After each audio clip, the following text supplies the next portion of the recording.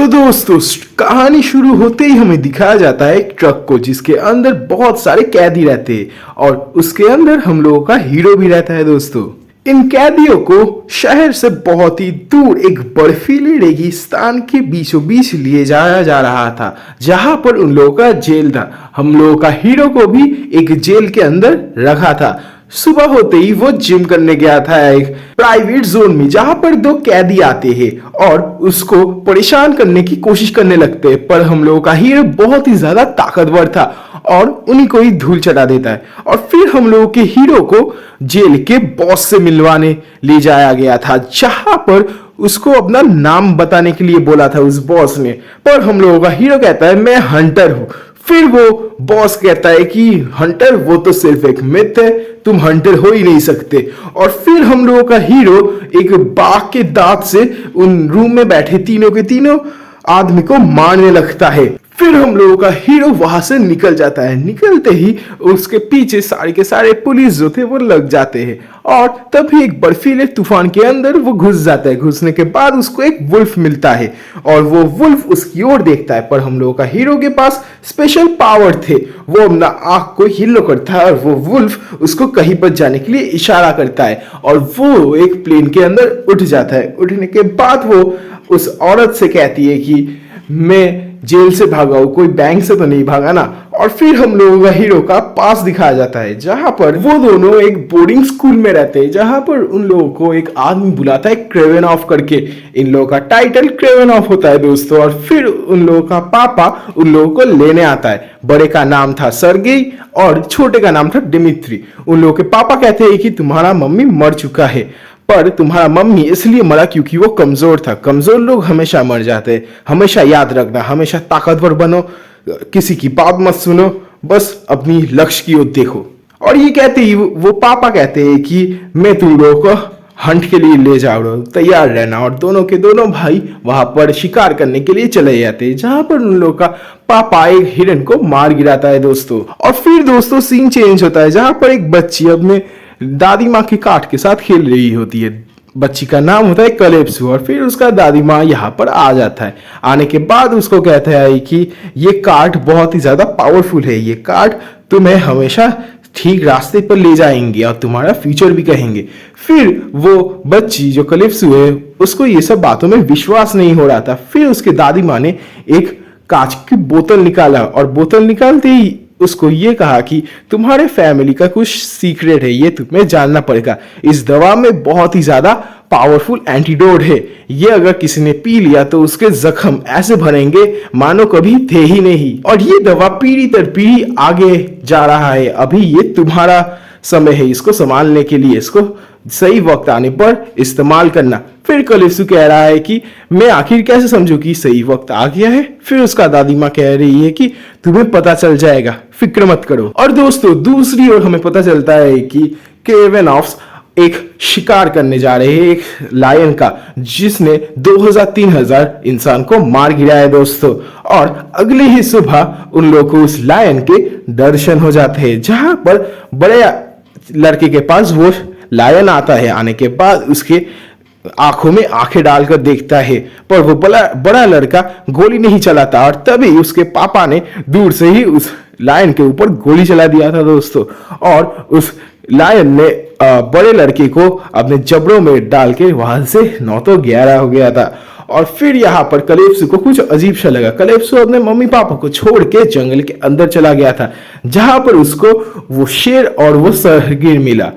फिर दोस्तों वो शेर वहां से चला जाता है और वह कलेप्सू उस लड़के को अपने जेब से वो एंटीडोट पिला देता है। एंटीडोट पीने के बाद वो लड़का बहुत ही ज्यादा अजीब अजीब सपने देखने लगता है। और फिर दोस्तों उस लड़के को रेस्क्यू किया जाता है और उसको हॉस्पिटल में पहुंचा दिया जाता है। हॉस्पिटल में पहुंचाने के बाद उस लड़के को डेथ बोल के घोषित किया जाता है। पर दोस्तों यही तो ट्विस्ट है, वो सिर्फ 3 मिनट के लिए मरा, फिर से उसका हार्ट बीट चालू हो गया था। ये बात डॉक्टर को भी बहुत ही ज्यादा अजीब सा लगा। और दोस्तों अगले ही दिन जब सर्गेई को होश आया तब नर्स ने उसको कहा कि तुम पूरे 3 मिनट तक मरे रहे, पता है आखिर तुम बच कैसे निकले। फिर सर्गी कहता है कि मुझको भी नहीं पता। फिर वहां पर सर्गी का छोटा भाई डिमित्री और उसका पापा आता है और फिर सर्गी को घर ले जाता है। और फिर सर्गी सरगई का पापा उससे कहता है कि अभी तुम्हें डरने की कोई भी ज़रूरत नहीं, और दीवार की ओर इशारा करता है। दीवार में उसी शेर का सिर लगा हुआ था दोस्तों। और फिर सरगी कहता है कि मुझको ना आप पसंद हो ना आपका ये बिजनेस पसंद है। फिर उसका पापा कहता है कि यही तो हम लोगों का बिजनेस है मेरे बेटे, मेरे मरने के बाद तुम्हें ये संभालना पड़ेगा, क्योंकि हमारे इस बिजनेस में कोई भी कमज़ोर का हक नहीं है। तुम्हारा भाई बहुत ही ज़्यादा कमज़ोर है, इसलिए वो जल्दी से जल्दी मर जाएगा, पर तुम नहीं हो मेरे बेटे, तुम मेरी जैसे हो। और फिर वहाँ से सरगी अपने पापा से बहस करके घर से निकल जा रहा था रात में। और तभी उसका भाई छोटा डिमित्री आके कहता है कि तुम क्या हमेशा के लिए निकल जा रहे हो। फिर सरगी कहता है कि नहीं, मैं तुमसे मिलने के लिए आता रहूँगा, ठीक है। और फिर सरगी बहुत ही ज़्यादा दूर जंगलों में चला जाता है। और फिर दोस्तों अगले ही दिन जब सरगी एक हिरन का पीछा कर रहा था, तभी उसको गोली चलने का आवाज आता है दूर से। और तभी वो एक पेड़ के ऊपर चढ़ के अपने आंखों से देखता है कि आखिर हो क्या रहा है। वो वहां पर देखता है कि कुछ हंटर एक विल्ड बीस्ट के सींग को मार के उसको ले जा रहे होते हैं काट के। और तभी सरगी को बहुत ही ज़्यादा गुस्सा आ जाता है। सरगी वहाँ पर जाता है, जाने के बाद कहता है कि आखिर तुम लोग कर क्या रहे हो। फिर वो लोग कहते हैं कि तुम्हें यहाँ पर नहीं होना चाहिए बच्चे। और फिर सरगी का दिमाग जो होता है बहुत ही ज़्यादा गर्म हो जाता है। वो एक चाकू उठाता है, पहले वाले बंदे के सिर पे मारता है और दूसरे वाले बंदे को अपने घूंसे से ही मार देता है। दोस्तों ये पहली बार था जब सरगी ने किसी को मारा था। अब आ जाते हैं प्रेजेंट डे में, जहाँ पर सरगी अकेला रहता है जंगल में, जहाँ पर उसके एक वॉइस मेल आता है अपने फ़ोन में, जहाँ पर उसका छोटा भाई जो कि बहुत ही अच्छा नकल करता है बिल्कुल चिपकली की तरह, वो अपने पापा की वॉइस में कहता है कि मुझको माफ़ कर दो बेटे सब कुछ के लिए। और फिर उसका छोटा भाई कहता है कि कैसा लगा मेरा मजाक भैया, आप मेरे बर्थडे पे आते रहो, ठीक है।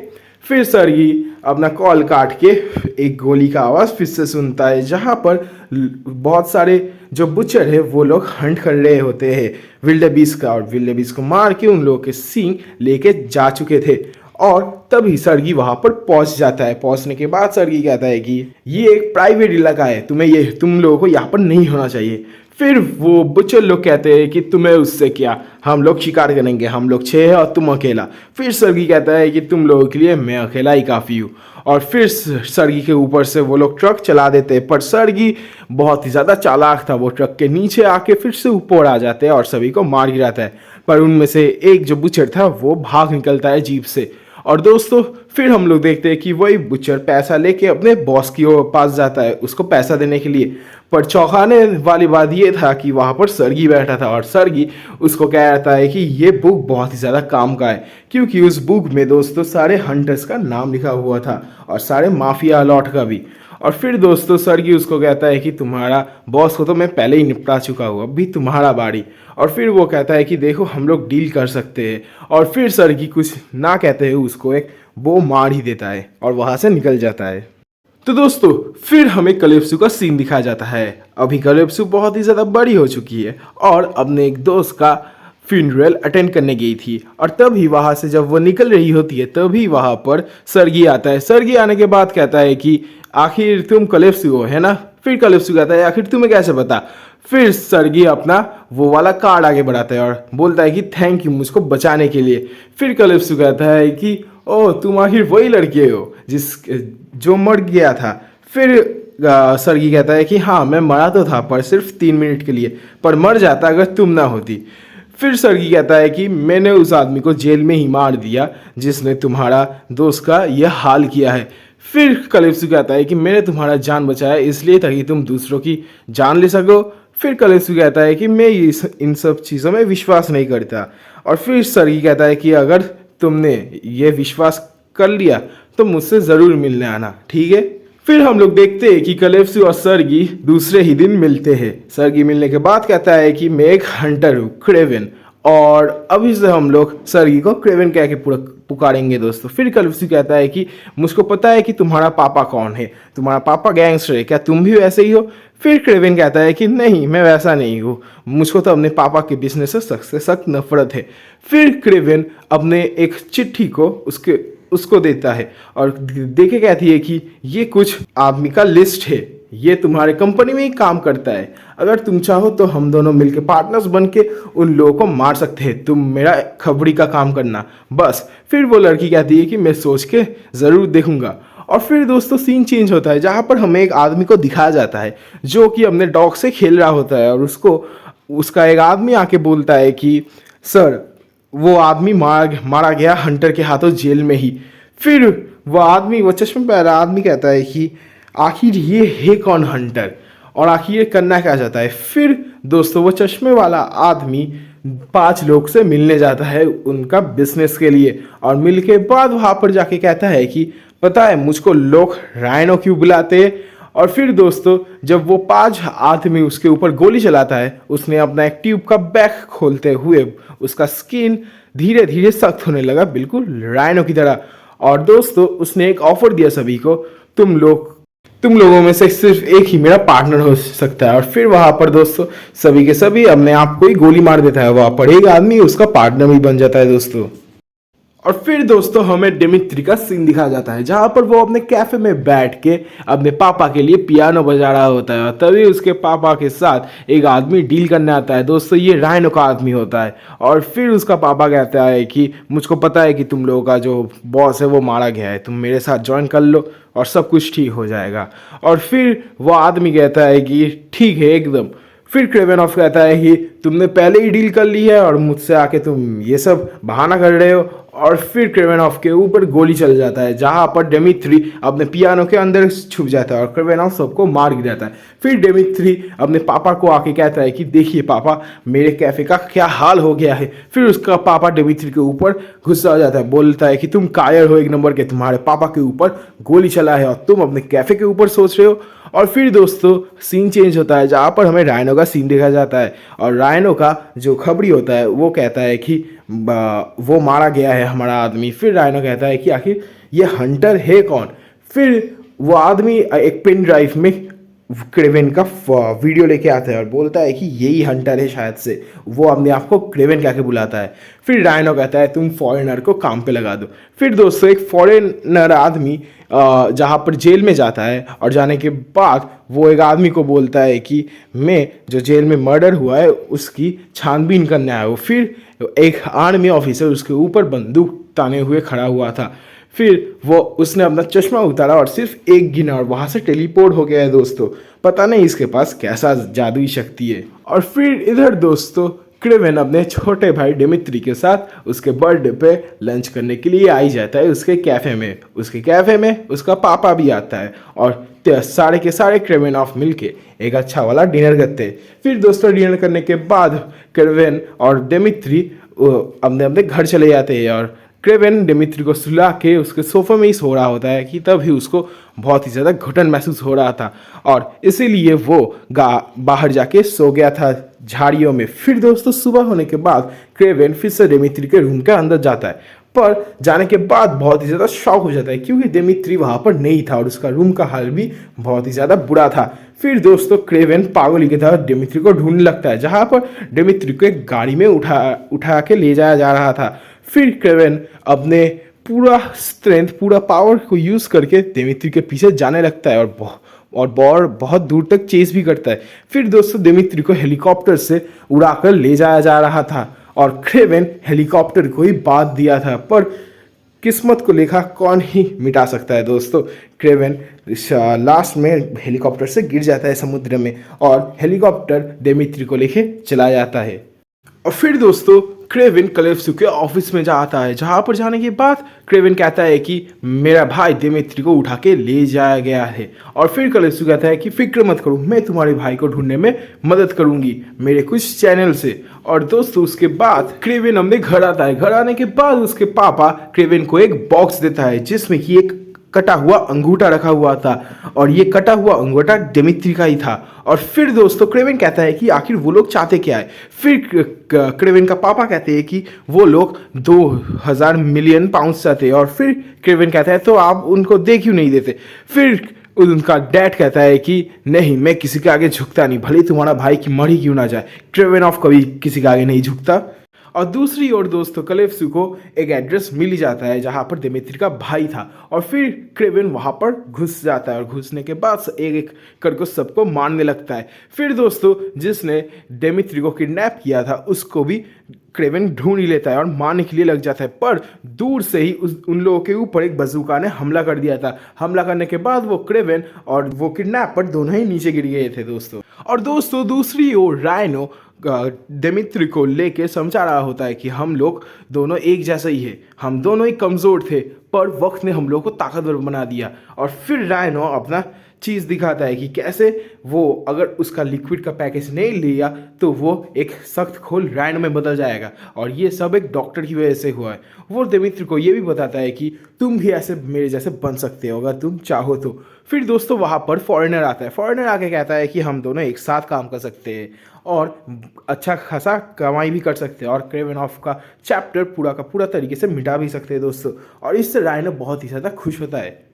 और दूसरी ओर दोस्तों क्रेवन और कलेप्सू मिल के क्रेवन के जंगल के घर में अंदर जाते हैं, जहाँ पर जाने के बाद क्रेवन कलेप्सू से पूछता है कि तुम्हारा एंटीडोट क्या थोड़ा और मिल सकता है। फिर कलेप्सू कहता है कि नहीं, मेरे पास उतना ही बचा था, वो ख़त्म हो चुका है। और क्रेवन कहता है कि मैं सदियों से तुम्हारा वो एंटीडोट ढूंढने की कोशिश कर रहा हूँ पर आज तक मिला नहीं। फिर कलेप्सू कहता है कि सिर्फ मेरे ग्रैंडमा को ही पता था ये कैसे बनाना होता है।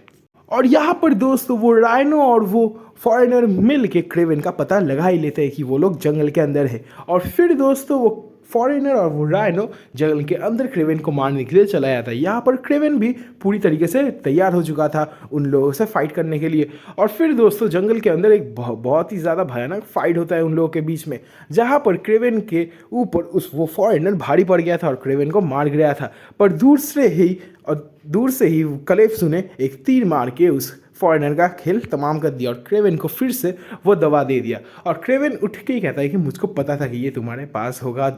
और फिर कलेप्सू कहता है कि ये मेरा फैमिली का टॉप सीक्रेट चीज़ है, मैं ऐसे ही किसी को बता दूंगी, तुमने आखिर सोचा कैसे। और फिर दोस्तों राइनो दिमित्री को लेके भाग ही रहा होता है कि तभी विल्डेबीस्ट का एक झुंड आके उस गाड़ी को टक्कर मार देता है और राइनो वक्त गवाते ना हुए अपने पाउच वहाँ से निकाल देता है और अपने आप को फुल्ली एक राइनो में ट्रांसफ़र कर देता है, जहाँ पर क्रेवन भी आता है और क्रेवन और राइनो के बीच में फाइट होता है। राइनो का स्किन इतना ज़्यादा मोटा था कि क्रेवन का हर वार बेकार जा रहा था। फिर क्रेवन ने उसको किसी न किसी तरीके से मार गिराया और क्रेवन लास्ट में बोल रहा था कि तुमने आखिर ऐसा क्यों किया। फिर राइनो कहता है कि हम जैसे कमज़ोर होके इस दुनिया में कहीं पर भी जगह नहीं है, इसलिए मैंने ये सब किया। तुम्हारा भाई भी वैसा ही है, क्यों दिमित्री, है ना। और ये कहने के बाद वो राइनो मर गया।